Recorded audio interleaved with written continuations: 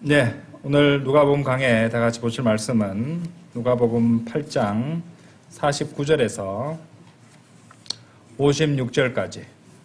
누가복음 8장 49절에서 59절까지 해서 오늘 8장을 마치게 되겠습니다.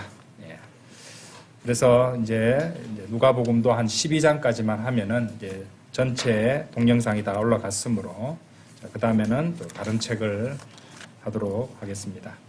자, 누가복음 8장 49절에서 56절까지 제가 받들어 읽겠습니다. 그분께서 아직 말씀하시는 동안 회당 치리자의 집에서 온 한 사람이 그에게 말하기를 당신의 딸이 죽었나이다. 스승님을 번거롭게 하지 마소서 하니라. 그러나 예수님께서 그것을 들으신 후에 친히 그에게 대답하며 말씀하시기를 두려워 말라. 믿기만 하라. 그리하면 그녀가 온전해지리라 하셨더라. 그러고는 그분께서 그 집 안으로 들어가셨을 때 그분께서 베드로와 야고보와 요한과 그 여자아이의 아버지와 어머니를 제외하고는 아무도 안으로 들어가는 것을 허락하지 아니하셨더라. 그러자 모두가 울면서 그녀를 위하여 통곡하였더라. 그러나 그분께서 말씀하시기를 울지 말라. 그녀는 죽은 것이 아니라 다만 자는 것이라 하셨느니라. 그러자 그들은 그녀가 죽었음을 알기에 그분을 경멸하며 비웃었더라. 그러자 그분께서 그들을 모두 내보내셨으며 그녀를 손으로 잡고 부르셨으니 말씀하시기를 여자아이야 일어나라 하셨더라. 그런데 그녀의 영이 다시 돌아왔더라. 그리고 그녀가 즉각 일어났더라. 그런 다음에 그분께서 그녀에게 음식을 주라고 명령하셨더라. 이에 그녀의 부모는 깜짝 놀랐더라.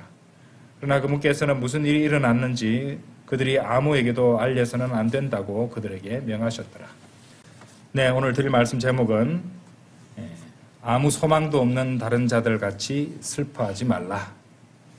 아무 소망도 없는 다른 자들 같이 슬퍼하지 말라. 데살로니가 전서 4장 13절에 나오는 말씀인데요. 이것을 제목으로 한번 삼아봤습니다. 자, 이제 49절로 들어가겠습니다. 우리가 앞서 보셨듯이 42절에서 이 소녀가 죽어가고 있었어요. 그때는 그래도 아직 그녀가 죽지 않고 있었습니다. 하지만 우리가 49절에서 하나님의 말씀을 읽을 때 이 회당 치리자인 야이로가 그의 딸이 자신의 딸아이가 숨졌다는 그 소식을 듣게 됩니다. 자, 그래서 이 말씀을 이제 우리가 염두에 두고 49절에서 당신의 딸이 죽었나이다. 스승님을 번거롭게 하지 마소서. 이렇게 하는 대목이 있는데 이것을 자 마태복음 9장 한번 열어보죠. 여기 손을 끼워 놓으시고 말씀을 비교해 보도록 하겠습니다. 마태복음 9장 18절.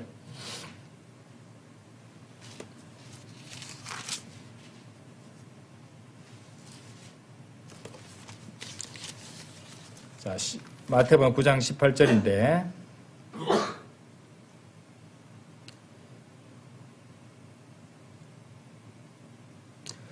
이제 누가복음 이제 여러분은 열어보실 필요는 없습니다. 누가복음 8장 41절 42절에서 우리가 보는 말씀은요.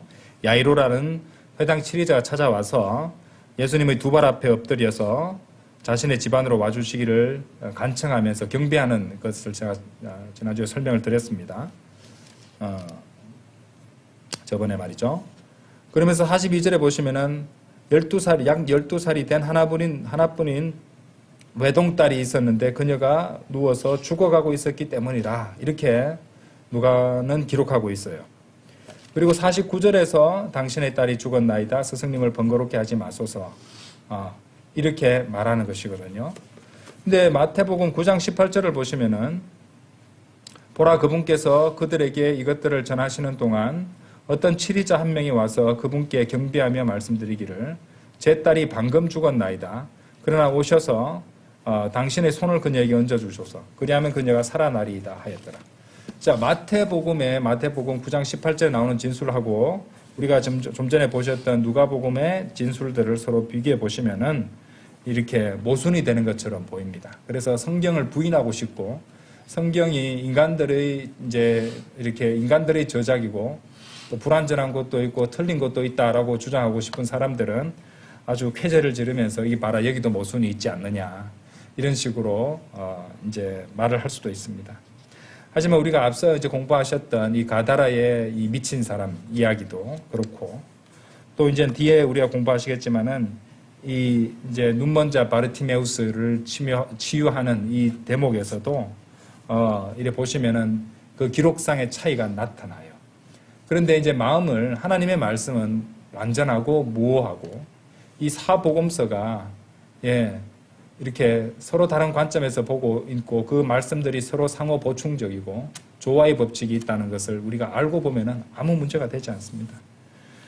저번에도 이제 간단히 설명드렸지만 이건 어디까지나 모순이 아니라 기록자들의 기록 스타일의 차이에 지나지 않는다는 것이죠. 마가와 누가의 경우에는 종종 한 가지 사건의 아주 세부적인 내용까지 파고들어 기록하는 반면에 마태는 한 가지 사건의 개요를 갖다가 이렇게 제시할 때가 많습니다. 그래서 이제 마가복음에 나오는 이제 그 야이로의 딸의 죽음에 대한 이제 그 내용을 보시면은 마태가 이제 기록한 내용을 갖다가 좀 더 자세하게 설명을 해주게 되어서 우리가 더 잘 이해할 수 있게 된다는 것이죠. 그래서 마가복음 5장 35절하고 자 한번 읽어보시죠. 마가복음 5장 35절 한번 읽어보십시오. 마가복음 5장 여기 누가복음의 본문을 뭐 하나 끼워 놓으셨죠? 마가복음 5장 35절 보세요. 자 하나의 말씀이 다 이렇게 성령님께서 이제 공관복음으로 기록하게 하셔서 이렇게 기록하신 거 보면은 굉장히 입체적으로 되어 있습니다. 5장 35절 보시면요.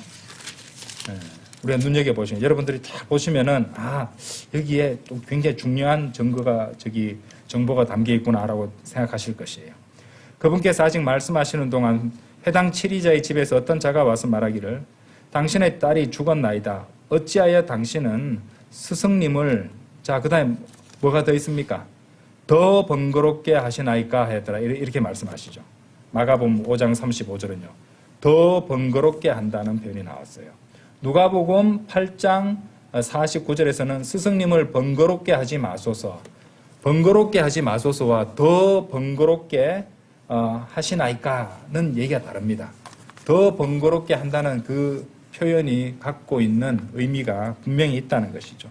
우리는 그것을 통해서 이 회당 7위자 야이로가 이 주님께 찾아와서 자신의 죽은 딸을 부활시켜달라고, 일으켜달라고, 일으켜주시라고 계속해서 반복적으로 간청하고 있었다는 걸 알 수 있습니다. 그러니까 더 번거롭게 하시나이까라고 이렇게 얘기를 들었던 것이죠. 그러니까 이제 이 점을 통해서 우리는 실제로 있었던 일이 한 번만 그렇게 간청한 것이 아니라는 걸 알 수 있죠. 그렇죠? 죽어가고 있을 때도 간청 들었고 죽었다는 소식을 듣고도 계속 간청을 들었다는 말입니다. 그렇죠. 끈질기게 주님께 간구하는 이런 모습을 우리가 확인할 수 있다는 것입니다. 그래서 우리는 이제 마태복음과 또 마가복음과 누가복음이 이렇게 조화를 이루는 것을 잘 확인할 수 있다는 것입니다. 자, 다시 누가복음 돌아오셔서요. 50절을 보시면은 그러나 예수님께서 그것을 들으신 후에 친히 그에게 대답하며 말씀하시기를 두려워하지 말라 믿기만 하라 그리하면 그녀가 온전해지리라 하셨더라. 참으로 이렇게 방금 딸이 죽은 아버지로서 듣기에는 굉장히 기쁜 소식이기는 하지만은 말씀이기는 하지만은 사실 받아들이기에는 굉장히 엄청난 말씀이 아닐 수가 없습니다. 이 사람이 이제 회당 7위자니까 이제 구약 성경 기록에 대한 지식은 있었을 것이에요. 그러니까 자신은 이제 성경을 읽어서 열왕기상 17장에 보시면은 엘리야가 과부의 아들을 살리는 대목을 보았겠죠. 열왕기하 4장에 보시면은 엘리사가 슈넴의 훌륭한 여인의 아들을 또 살리는 내용, 이런 내용들을 다 알고 또 이렇게 다시 부활한 경우를 알고는 있었을 것입니다. 그런데 주님께서 이제 이렇게 50절에서 두려워하지 말라, 믿기만 하라, 그리하면 그녀가 온전해지리라, 이렇게 하는 말씀을 믿고 받아들이기에는 이제 완전히 또 다른 문제가 되니까 어떻게 보면은 믿기가 아주 힘들고 놀라운 말씀이 아닐 수 없었을 것입니다. 자, 그래서 이제 예수님과 함께 이제 이 회당 치리자인 야이로의 집으로 이제 제자들 셋이 같이 가게 됩니다.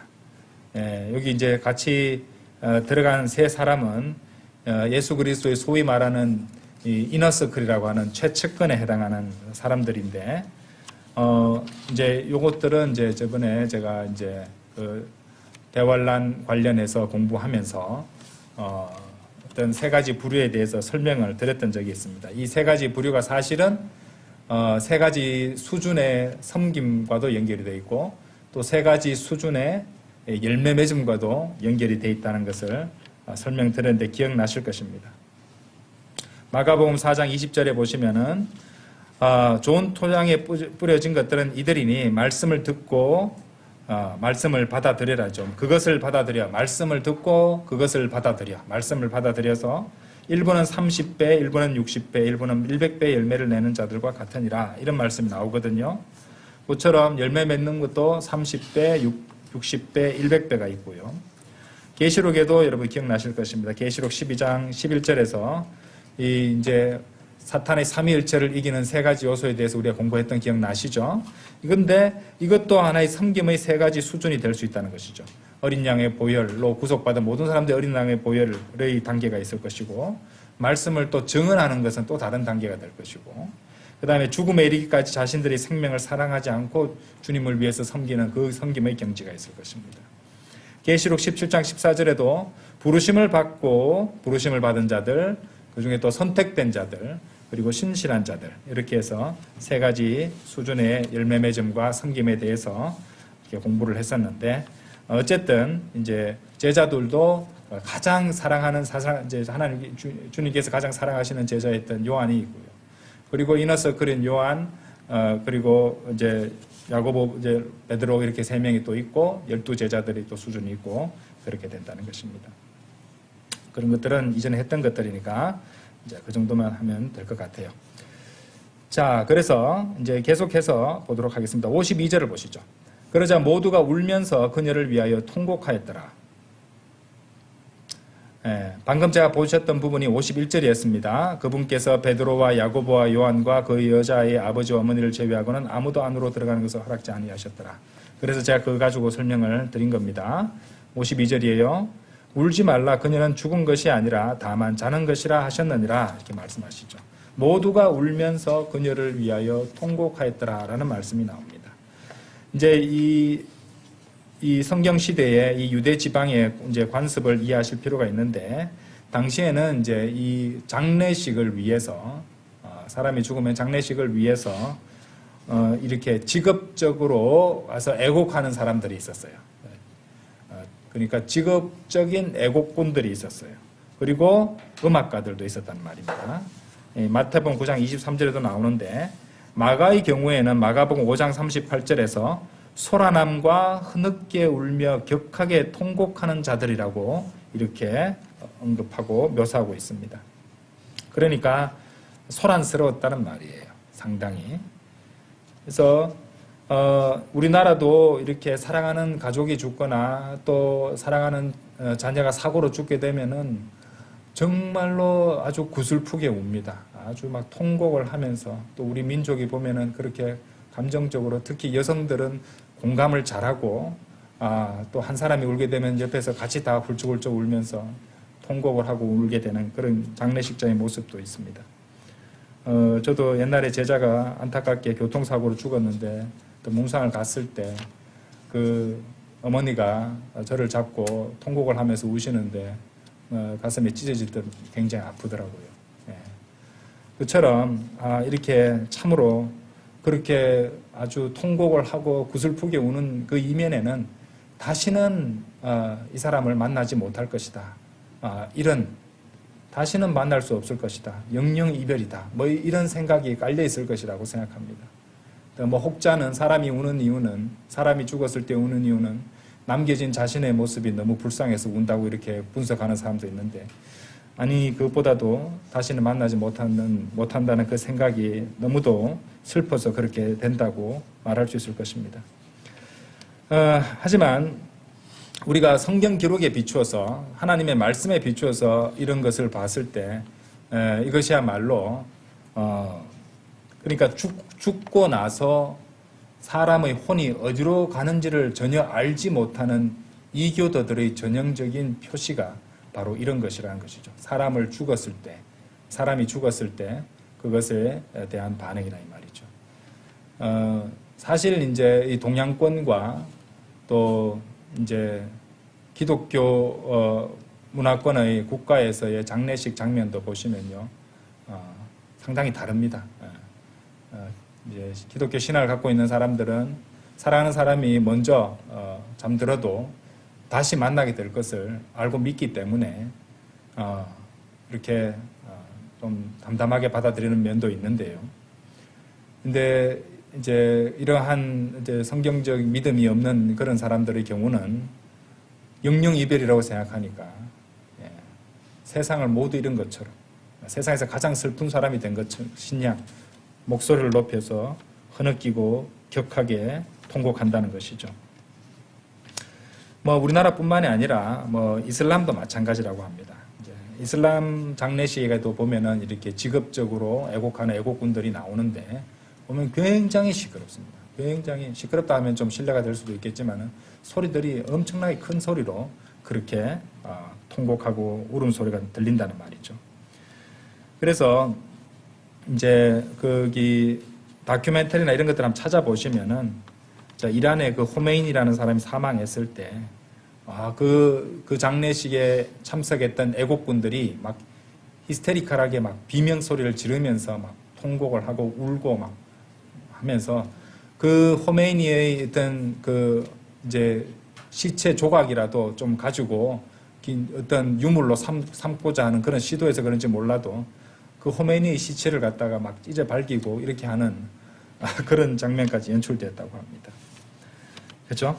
예.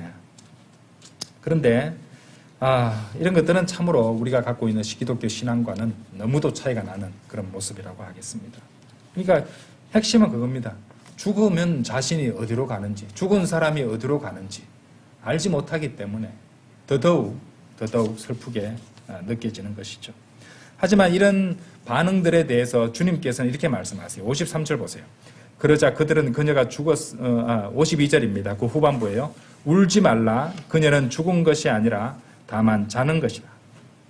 죽은 것이 아니라 다만 자는 것이라 하셨느니라. 그래서 주님께서 이렇게 말씀을 하시니까 이 말씀을 대한 반응으로 53절을 보시면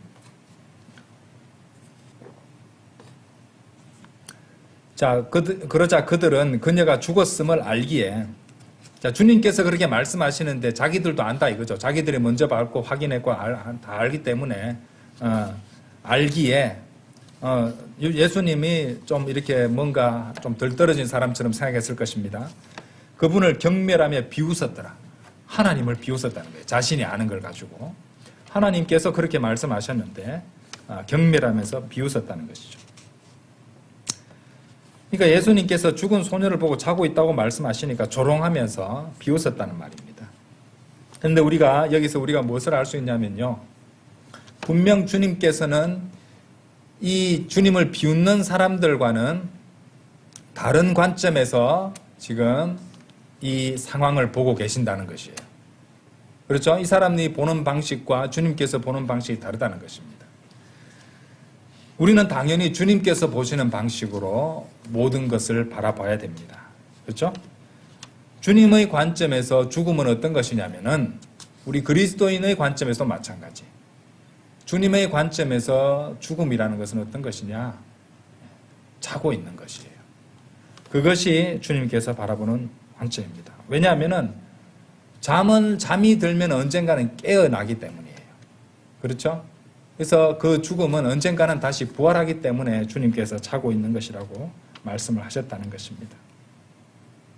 그리고 그러한 진리를 갖다가 가르쳐 주시기 위해서 이 자들이 예수님께서 그렇게 말씀하시면은 예수님께서 폼나게 하실 수 있잖아요. 울지 말라. 내가 이 불쌍한 소녀를 다시 살리겠노라. 이게 더 멋있지 않나요? 그럼 와 정말 그런가요? 하면서 와 이렇게 예수님을 숭배할 중배까지 했을 수도 있습니다. 예, 다른 소문도 많이 퍼졌던 것이 있으니까. 그런데 주님께서는 그들이 주님을 조롱할 것을 아시면서도 자고 있다고 그렇게 말씀하셨다는 것이죠. 어째서 그럴까요? 이 말씀을 기록하셔서 이자들의 이런 태도도 드러내는 것도 있겠지만은 죽음이라는 것은 하나님 보시기에는 잠을 자고 있는 것이라는 관점을 가르쳐 주시기 위함이라는 것입니다. 실제로 성경 기록에 보면 그런 기록들이 나와요. 다니엘서 12장 한번 열어보세요. 다니엘서 12장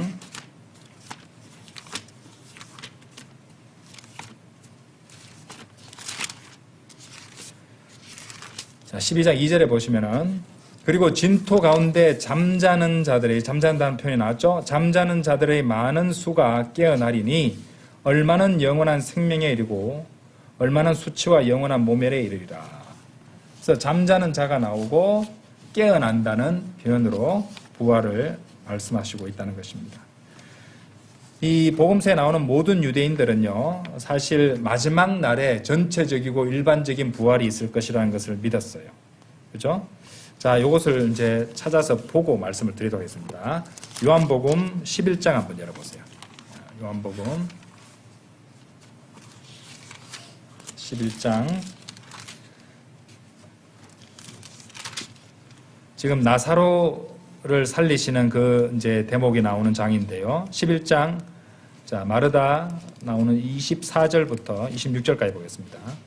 마르다가 그분께 말씀드리기를 마지막 날에 부활로서 그가 다시 일어날 것을 제가 아나이다 하니라. 이렇게 유대인들은 일반적으로 믿고 있었어요. 마지막 때, 마지막 심판 앞에 일어날 것이라고.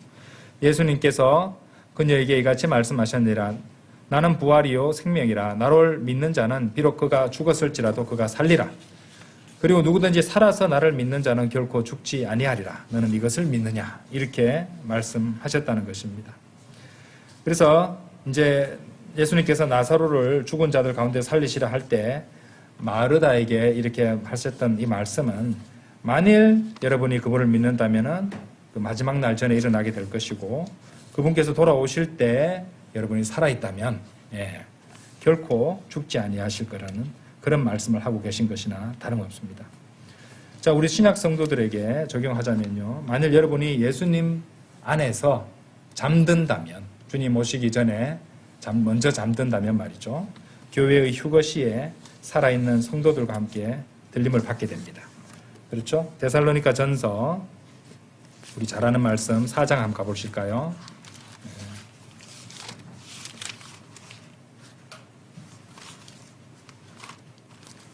데살로니가 전서 4장 14절입니다. 이는 만일 예수님께서 죽으셨다가 다시 일어나신 것을 우리가 믿는다면 바로 그처럼 하나님께서는 예수님 안에서 자 뭐라고 말씀하세요? 자고 있는 자들이라고 말씀하시죠. 자고 있는 자들 역시 그분과 함께 데려오실 것이기 때문이라. 이는 우리가 주의 말씀에 의하여 이것을 너희에게 말하기 때문이니 주의 오심까지 살아남아 있는 우리가 잠들어 있는 자들보다 앞서지 못하리라는 것이라. 이는 주께서 환호와 천사장의 음성과 하나님의 나팔 소리와 함께 하늘로부터 친히 내려오실 것이기 때문이라. 그리하면 그리스도 안에서 죽은 자들이 먼저 살아나리라. 자, 깨어나는 것이 결국에는 살아나는 것, 부활하는 것을 말씀드립니다. 자, 이것이 바로 이제 이러한 사실이 바로 우리 그리스도인들의 순간에 그리스도인들이 살아가다가 먼저 주님 오시기 전에 죽는 순간이 맞이 않은 사람도 있을 수 있습니다. 그래서 죽는 순간에는 참으로 위로가 되는 말씀이 되는 것이고 우리가 살아있는 동안에 들림 받을 수 있다는 그런 것을 우리는 뭐라고 말하나요? 디도서 공부하셔서 다 알죠? 디도서 2장 13절에 살아있는 사람들은 뭐라고 말합니까? 그 복된 소망과 위대하신 하나님 곧 우리 구원자이신 예수 그리스도의 영광스러운 나타나심을 고대하게 하셨느니라. 복된 소망이라고 한다는 것이죠. 그렇죠? 또 그리스도 안에서 우리보다 먼저 잠든 사람들은 우리가 그들을 또 다시 만날 수 있다는 그런 위로가 있지 않습니까? 그런 확실한 믿음 가운데 사는 것이고 또 우리가 이제 육신을 입고 살아가는데 하루하루 고달프고 몸도 아픈 데도 있고 그죠? 여러 가지 막 문제들이 생길 수도 있고 하지만은 나중에 새로운 몸을 입고 일어나게 된다는 그런 복된 소망 가운데 또 살아가게 된다는 것입니다.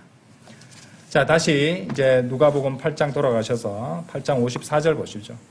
그러자 그분께서 그들을 모두 내보내셨으며 그녀를 손으로 잡고 부르셨으니 말씀하시기를 여자아이야 일어나라 하셨더라. 이제 예수님을 믿지 않는 자들, 그러니까 애국하던 자들, 이 애국군들을 갖다가 예수님을 경멸하고 비웃었던 자들을 다 몰아내십니다. 다 쫓아내세요. 예수님께서 자고 있다고 말했는데도 비웃고 한 자들은 그냥 다 쫓아내시죠. 베드로, 야고보, 요한, 그리고 그 이제 소녀의 아버지, 어머니를 남겨두십니다. 그렇죠? 자, 마가복음 5장 한번 열어보세요. 마가복음 5장. 여기 손을 하나 끼워 놓으셨죠? 마가복음 5장 한번 가보겠습니다.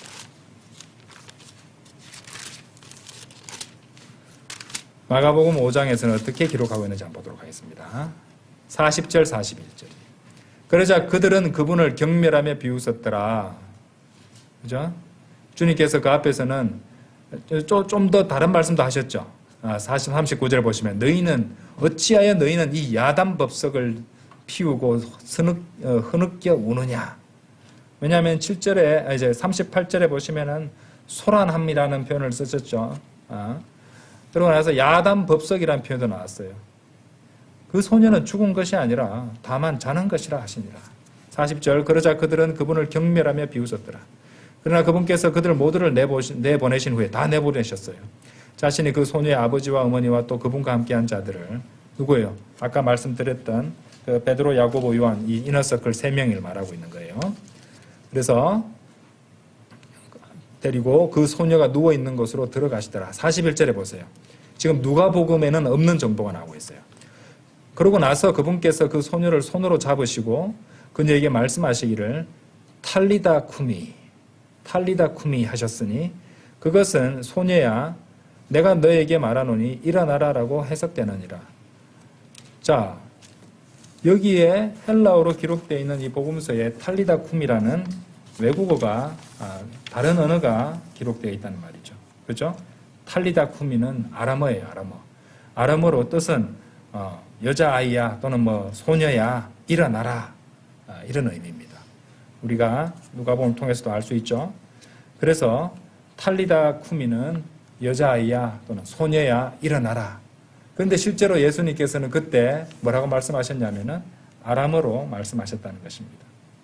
그래서 마가복음에는 탈리다 쿰이라는 아람어가 기록되어 있다는 것이에요. 그러니까 이제 마가복음에 이런 일단은 믿음 없는 이 배도자들이 학자들이 또 로마 가톨릭 학자들이 이 공관복음을 갖다 서로 비교해 보면서 서로 다른 정보도 나오고 모순이라고 생각하는 부분도 있었겠죠. 예. 그리고 이렇게 특히 마가복음 5장에 아람어가 이렇게 딱 나오는 것을 보고 아주 이상한 이론을 만들어냈는데 이 아람어로 기록된 큐 문서 이론을 갖고 나와서 주장하기에 이릅니다.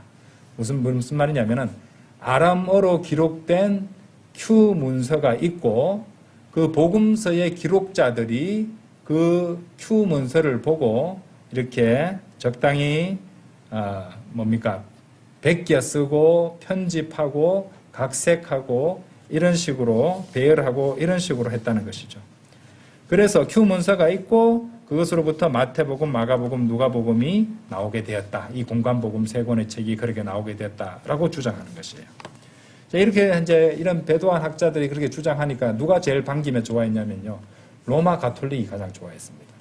왜 그렇게 좋아했냐면요.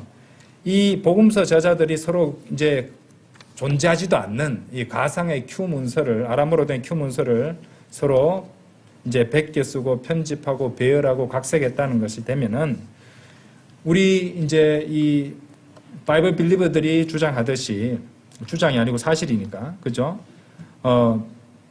우리는 하나님의 모든 말씀이 다 영감 받았다는 그죠? 성령님께서 기록하신 성령님의 영감을 받아서 그 기록자들이 그 자신의 개인적인 개성을 갖다가 다 살려주시고 다 기록하게 하셨다는 것까지 제가 설명드렸잖아요. 그죠? 그런 어떤 성경의 영감성을 갖다가 완전히 부인하는 것을 뒷받침해 줄 수 있기 때문에 그렇습니다. 왜냐하면은 이제 이 Q 문서 이론, 이제 아람어로 된 Q 문서 이론이 이제 원래 있었고, 그걸 통해서 공관복음 기록자들이 베껴서 적당히 다 각자 다르게 썼다, 조금씩 다르게 썼다, 이렇게 돼버리면은 성경의 영감성은 다 사라져 버리고요. 예, 그것은 또는 그 예수님 바로 곁에서 예수님께서 하셨던 말씀들이라든지 하셨던 모든 이제 일들을 다 보고 직접 목격하고 기록했잖아요. 그죠? 증언자로서 증언하듯이 다 기록을 하셨는데 그런 것도 다 사라져 버리는 것이라고, 무슨 전승 기록물이라든지 아니면은 공동 편집 작업물로 돼버린다는 것이죠. 로마 가톨릭은 공동 이런 거 굉장히 좋아하죠. 성서도 변개된 성경 만들면서 공동 번역 이런 거 좋아하잖아요, 그죠? 예, 이런 식으로 인간들끼리 서로 으쌰으쌰해서 낸 산물이 성경이다라는 식으로 주장을 할 수 있게 됩니다. 더 나아가서 그런 것을 설명하면서 결국에는 말씀의 어떤 영감성, 말씀의 신성, 이런 것들은 다 무시해버리고 자신들의 전통적인 관점, 자신들의 해석, 이런 것들을 갖다가, 그러니까 자신들의 로마 가톨릭적 어떤 학문적 전통이라든지 자신들의 해석적 관점이라든지 이런 것들을 성경 그 자체보다도 더 위에 높일 수 있게 되는 것이에요. 그죠? 이제 이런 의도를 갖고 있기 때문에 아주 이제 뭐라고 할까, 한마디로 인본주의적인 그런 생각이라 이렇게 보시면 되겠습니다. 왜냐하면 이제 로마 가톨릭 그런 식으로 돼버리게 되면요, 이제 자신들의 자의적인 해석이 있잖아요. 예. 그러니까 베드로가 반석이라고 주장하고 베드로가 초대 교황이고, 그리고 그 베드로가 반석이기 때문에 초대 교황이기 때문에 그 베드로의 전통을 이어받은 교황들이 또 거기 그 각자가 그리스도께 부여된 그 모든 권위를 갖다가 다 받을 수 있도록 만드는데 아주 정당 그것을 뒷받침해주는 그런 주장들로 활용할 수 있다는 말입니다. 그래서 결국에는 인간을 예수 그리스도의 자리에 올려놓으려는 그런 시커먼 의도를 숨기고 이런 성경의 영감성이라든지 또 이 실제로 그 사복음서 기록자들이 실제로 보고 그 증언을 갖다가 하고 기록한 것이라는 것을 갖다가 지워버리려고 하는 것이죠. 한번 생각해 보세요. 왜 굳이 아람어로 이제 마가가 그렇게 기록했겠습니까? 어차피 다 이제 헬라어로 하면 되지. 이유가 있었어요. 이것은 무슨 전설이라든지 뭐 전통이라든지 전해 내려오는 얘기를 갖다가 그냥 하는 것이 아니라 실제로 있었던 일을 내가 보고 듣고 그리고 전수받아서 내가 기록한 것이라는 것을 생생하게 묘사하기 위해서 실제로 그 당시에 예수님께서 하셨던 그 말씀 그대로를 살려서 탈리다쿰이라고 그렇게 기록했던 것입니다. 그래서 이제 1장 2절에서도 제가 공부할 때 말씀드렸는데, 이 복음서 기자들이 예수님의 이 생애라든지 사역에 대해서 목격자로서 증언을 제공하고 그것이 아주 실제적으로 일어났던 역사임을 증명하기 위해서 그 시점에서 일어났던 일들을 자세하게, 심지어 외국어라도 그렇게 기록한 예라고 이해하시면 된다는 것입니다. 그래서 이제 Q 문서 이론 이러면서 아람어로 된 Q 문서 이론 가지고 이렇게 주장하는 그런 자들은 여러분들이 이제 앞으로 걸러낼 수 있는 기본 지식을 이제 갖추신 것입니다. 결국에는 성경의 영감성을 갖다가 지워버리려는, 그래서 인본주의적으로 로마 가톨릭과 같이 인간적 전통을 자신들의 전통을 성경보다 위에 세우려는, 그래서 결국에는 예수 그리스도의 권위를 이제 교황이 찬탈할 수 있는 그런 근거를 이제 뒷받침하는 그런 의도를 갖고 있다, 이렇게 생각하시면 되겠습니다. 자, 55절입니다. 그런데 그녀의 영이 다시 돌아왔더라. 그리고 그녀가 즉각 일어났더라. 그런 다음에 그분께서 그녀에게 음식을 주라고 명령하셨더라, 이렇게 나옵니다. 앞서 우리가 이제 7장 공부하실 때 이제 설명을 드렸어요. 예수님께서 이 죽은 자들을 다시 살리시는 그런 대목들, 사건들이 복음서에 나오는데 서로 다른 이제 양상들이 이제 세 가지가 나오는 것을 말씀드렸습니다. 지금 우리가 보고 있는 누가복음 8장의 회당 치리자 야이로의 딸의 경우에는 아주 어린 나이에 구원받은 그런 경우가 되겠죠. 그러니까 작은 죄인이에요. 그러니까 그가 살아왔던 사악한 삶에서 회복되고 하는 그런 과정이 필요 없이 곧장 이제 이렇게 구원받은 삶을 살아가는, 그죠? 즉시 일어나서 음식을 먹는 것으로 드러나는 그런 경우라고 말할 수 있습니다. 우리가 누가복음 7장에서는 우리가 나인 과부의 아들에 대해서 공부를 했죠. 이 사람 주님께서 살리셨을 때 이 사람이 즉시 일어나서 앉아서 말하기는 했지만은 상여에서 내려오는 데는 도움을 받아야 했다는 말입니다. 그러니까 이제 10대라든지 성인이 되어서 구원받은 경우라고 말할 수 있다고 설명을 드렸어요. 그러니까 이제 그 어린 시절에 어린 나이에 구원받은 사람에 비해서는 좀 더 그 죄들의 후유증으로부터 회복되는데 시간이 조금 걸린다, 더 걸리게 돼 있다, 이렇게 보시면 됩니다. 요한복음 11장에 아까 우리 잠시 찾아보셨죠. 나사로의 경우는 주님께서 나사로에 나오라고 했는데 이렇게 수위로부터 벗어나기 위해 사람들이 풀어줘야만 했어요. 눈이 돌돌 말아놨잖아요, 그렇죠? 예. 그래서 이럴 때 이제 이런 경우는 어떤 거냐면은 한 40년, 50년 또는 뭐 평생 동안 마귀의 자식으로 살아오다가 이제 구원받은 경우에 있어서는 이제 구원받고 나서 먼저 거듭난 성도들이 도움을 주고 성장할 수 있도록 이제 해야 된다고 말씀드렸죠. 핵심은 뭡니까? 주님께서 이렇게 이제 죽은 자들을 살리신 것은 이제 영적으로는 우리가 구원을 받게 하시는, 구원하시는 그런 내용으로 볼 수 있는데 인간은 인생의 다양한 시점에서 구원받을 수 있다는 겁니다. 중요한 거는 뭐냐면은 어떤 시점에 있는 죄인이라 할지라도 주님께서는 구원하실 수 있다는 교훈을 담고 있었죠. 하지만 인생의 어느 시점에서 구원받은 이에 따라서 이렇게 그 뒤에 이제 도움을 받아야 되는 부분들은 차이가 날 수 있다는 것이었습니다. 가장 좋은 것은 젊은 나이에, 어린 나이에 구원받는 것이 더 좋은 것입니다. 그렇죠? 하지만 그렇다고 해서 이제 늦지막히 구원받은 것이 반드시 나쁘다라고 말할 수는 없는 것이 많은 죄들을 용서받았으니까 더욱더 주님을 많이 사랑할 수 있는 기회를 받은 것입니다. 사실은. 그렇죠? 예. 시궁창에 들어갔다가 거기서 구출받은 사람이랑 좀 더 깨끗한 곳에 있다가 구출받은 사람이랑 차이가 안 나겠어요. 감사의 정도가. 그러니까 좀 인생의 시간이 지난 다음에 구원받은 사람은 더 많은 죄들을 용서받은 것이기 때문에 주님께 더 많이 감사들을 드리고 주님을 더 사랑할 수도 있고 주님을 위해 더 열심히 낼 수도 있는 그런 이점도 있다는 것을 알아두시면 되겠습니다. 인생의 모든 시점에서 저는 다 이점이 있다고 생각합니다.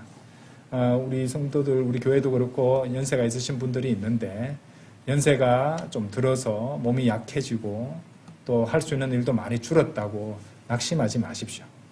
왜냐하면은 젊은 시절에 자신의 튼튼한 몸으로 무엇이라도 다 할 수 있다고 생각했던 그런 자신만만함이 나이를 먹으면서 점차 약해지고 쇠퇴해지고 연약해지게 될 것이고 그것은 결국에는 뭐냐면 그만큼 육신이 약해졌다는 것이에요. 그죠? 그러면요 더욱더 주님께 의지할 수 있어요. 주님을 더욱더 온전히 이제 신뢰할 수 있는 그런 자동 조건을 받았다고 생각하시고 그것을 더 감사드리고 어느 나이가 되었든지 간에 주님을 신뢰하고 주님께 감사드리고 또 주님을 섬길 수가 있습니다. 우리 그렇게 살아가시는 거예요. 그죠?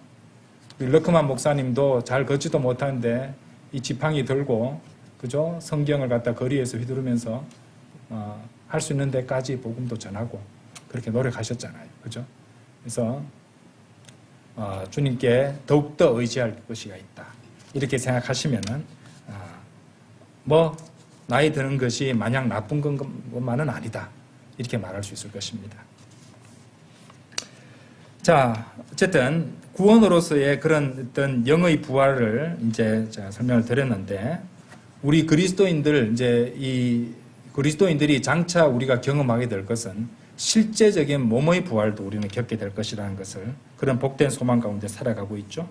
주님께서 오시면은 우리 이제 이 몸이 우리의 몸들이 다 변화해서 주님께서 입으신 그 부활하신 영광스러운 몸과 같이 변모될 수 있다는 것입니다.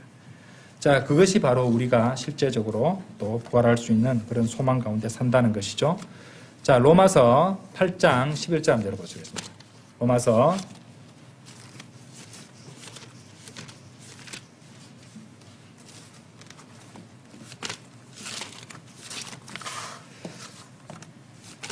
8장 11절입니다. 자, 잘 읽어봅시다. 그러나 예수님을 꼼꼼하게 이제 이 말씀을 같이 읽는 거예요. 그러나 예수님을 죽은 자들로부터 일으키신 분의 영께서 너희 안에 거하신다면 그리스도를 죽은 자들로부터 일으키신 분께서는 너희의 죽을 수밖에 없는 몸까지도 너희 안에 거하시는 그분의 영을 통하여 뭐라고요? 되살아나게 하시리라 이랬습니다. 우리 몸의 부활에 대해서 말씀하시는 것인데 그것이 무엇 때문에 그렇게 가능하다는 것이에요. 너희 안에 거하는 그분의 영을 통하여 그렇게 된다고 말씀하시죠.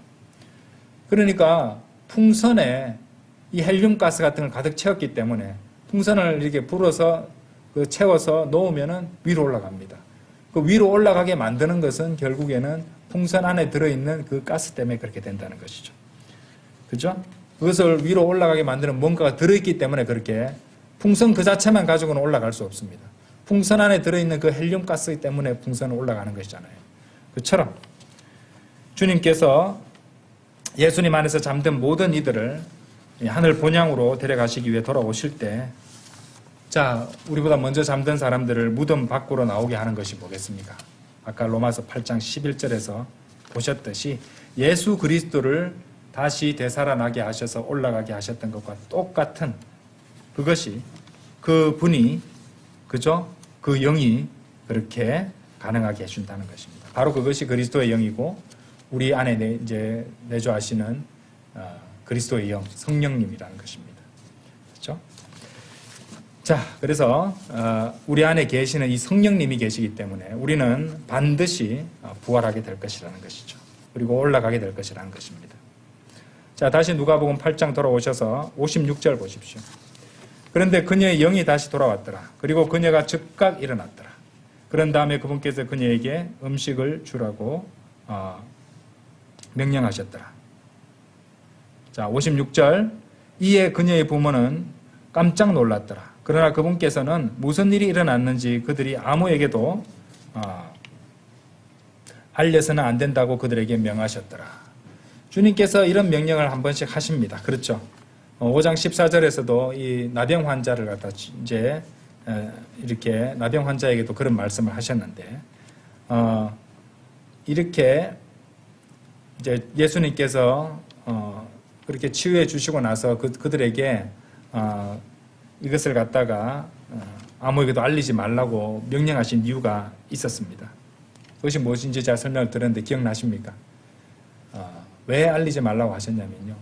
자, 이 점이 또 우리에게 예수님은 육신을 입고 오신 하나님이시고 완전한 하나님이시면서 동시에 완전한 인간이기도 하셨어요. 예수님도 우리처럼 식사도 하셔야 되고요. 예, 기도도 하실 필요도 있었고 휴식을 취하실 필요도 있었다는 것입니다. 그렇기 때문에 만일 그것을 다 알려버리게 되면 예수님은 식사할 시간도 없고 잠도 주무실 시간도 없을 것입니다. 이제 음식도 필요하고 휴식도 필요한데 그래서 그 사람들로부터 떨어져서 휴식도 취하고 음식도 섭취하실 필요가 있었기 때문에 그렇게 하셨던 것이에요.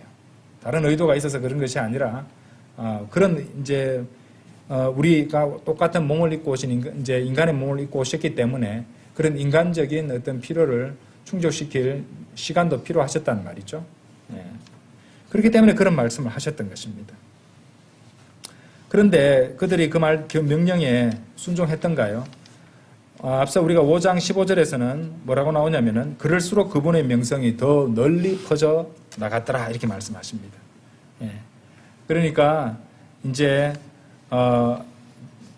그 자리에 있던 사람들이 이제 그런 소식을 듣고 나서 더욱더 퍼뜨리고 또 그 사람들이 이제 이게 6장 17절에 보시면은 티레와 시돈 출신의 페니키아인들도 있다고 하는데 이 사람들은 그러면은 나중에 이제 주님께서 십자가에 돌아가시기 전에 이미 그런 소식들을 갖다가 뭐 스페인이나 영국까지 이제 소문을 퍼뜨리게 되었을지도 모른다는 것이죠. 어쨌든 한번 생각을 해보세요. 지금 여러분 우리는 지금 이 성경 말씀을 읽으면서 죽은 사람이 나왔는데 그 앞에는 무슨 피해 유출이 있는 그 12년간 피해 유출을 갖다가 겪던 그 여인도 기적적으로 치유하셨는갑다. 치유 잘하시네. 그 다음에 또 뭐 앞서도 있었지만은 이 병자들을 치유하시고 또 죽은 사람을 살리고 그죠? 또 여기서는 또 어린 소녀 죽은 그 12살짜리 소녀를 갖다가 다시 살리셨단 말이에요. 근데 여러분 지금 이건 우리가 성경에서 옛날에 일어났던 일이라고 생각해서 그냥 살리셨구나 하고 보지만은 실제로 여러분 바로 옆에서 이런 일들이 일어났다고 오늘날 이런 죽은 사람을 완전히 죽었다고 분명히 확인된 사람을 살리신 사건을 직접 목격했다면 어떻게 되겠습니까? 온 동네 방네 해외 토픽이 돼서 그죠? 대서특필하고 모든 곳에 다 알려지게 되었을 것입니다. 그렇죠?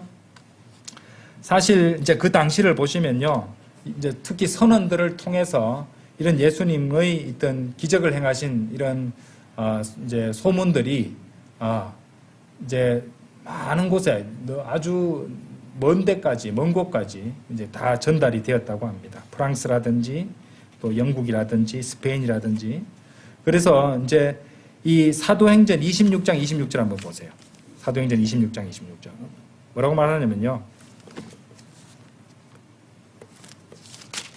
예수님의 부활에 관한 어떤 소식에 대해서 부활에 대해서 이제 바울이 아그리파 왕 앞에서 이제 변론을 하는 대목이 나옵니다. 26장 26절에 보시면은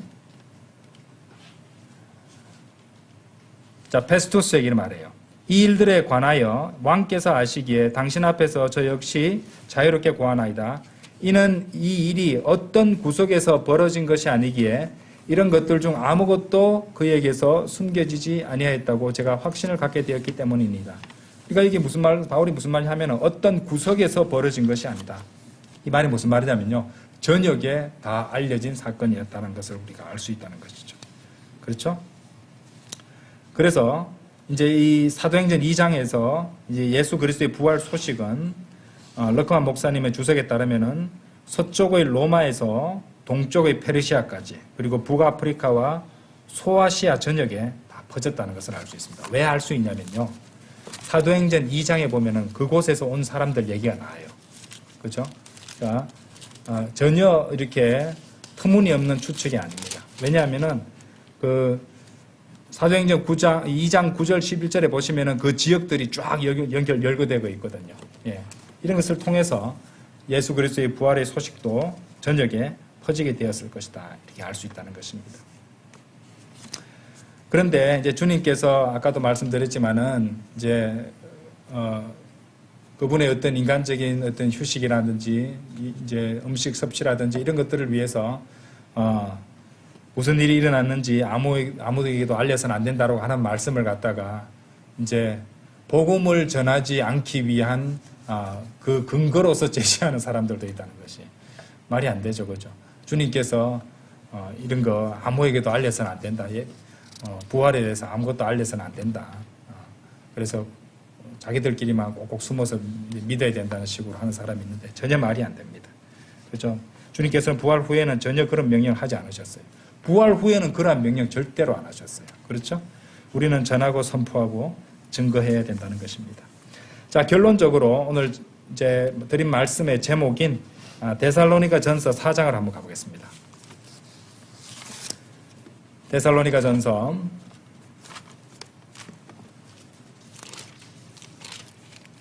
4장 13절입니다. 그러나 형제들아, 나는 너희가 잠들어 있는 자들에 관하여